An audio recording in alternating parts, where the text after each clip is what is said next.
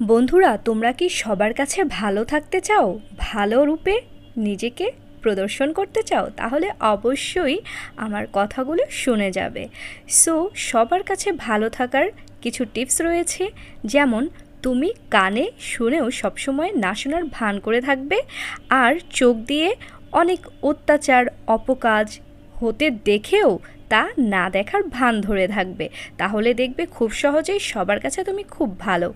আরও একটা জিনিস আছে, তা হচ্ছে মানুষ তোমাকে যত যাই বলুক সে সকল কথা তোমাকে হজম করে নিতে হবে আর সহ্য করতে হবে, এবং এর সাথে নিজেকে একদম সাইলেন্ট মোডে নিয়ে যেতে হবে। যত কথা কম বলবে, যত কথা বলবে না, ততই দেখবে সবার কাছে তুমি সবচেয়ে ভালো মানুষ।